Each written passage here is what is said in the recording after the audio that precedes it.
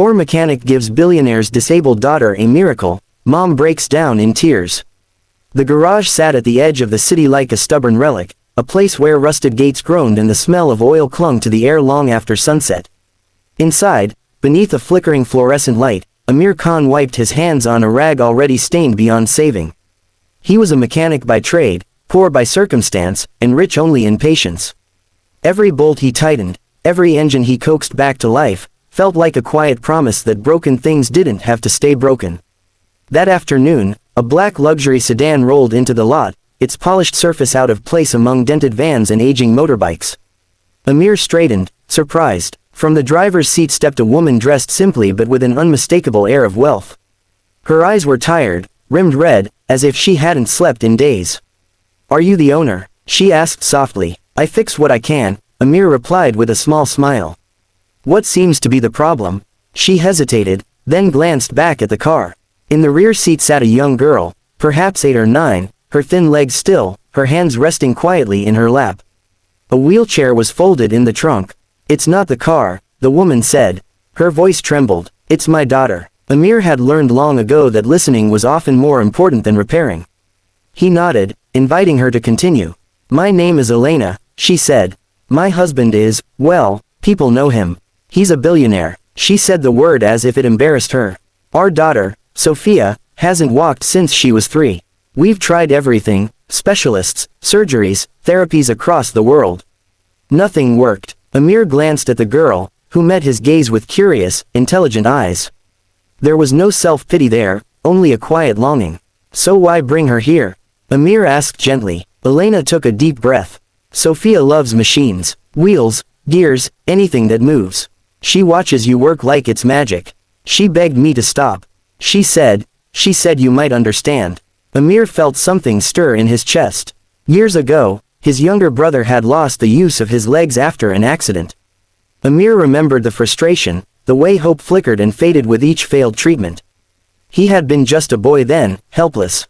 But now, he had hands skilled by years of improvisation and a mind trained to see possibilities where others saw limits. "I don't work miracles," Amir said honestly. "But I can try something." Elena nodded, tears already pooling in her eyes.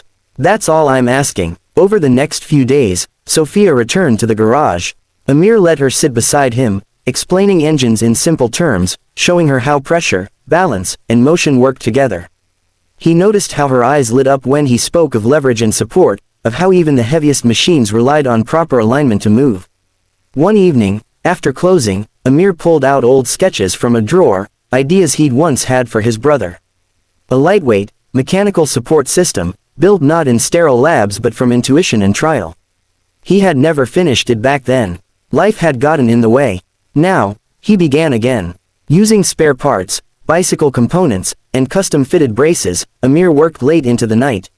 He measured Sophia carefully, adjusting angles, cushioning pressure points.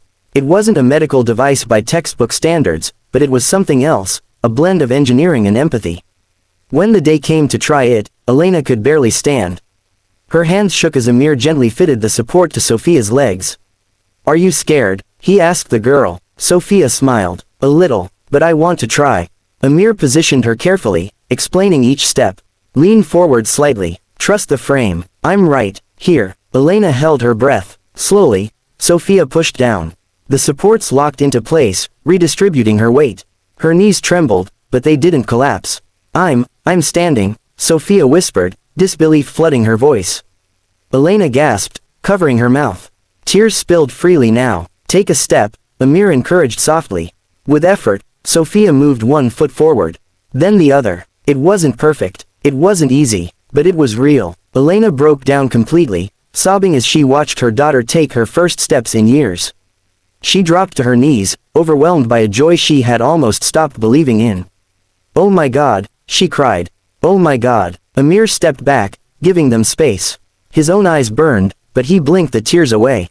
He had fixed engines that roared back to life, but this was different. In the weeks that followed, word spread quietly. Specialists examined Amir's work, refining it, validating what he had built with instinct and heart. Elena's husband offered him money, more than Amir had ever seen.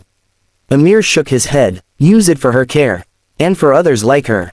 They insisted anyway, funding a small workshop where Amir could develop affordable mobility devices for children who couldn't pay.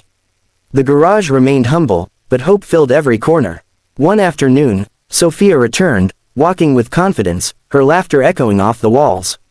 "You really are a miracle worker," Elena said, her voice steady now but her eyes still shining. Amir smiled, wiping grease from his hands. "No," he said, "I just believe broken things deserve another chance. And sometimes, all it took was someone willing to try."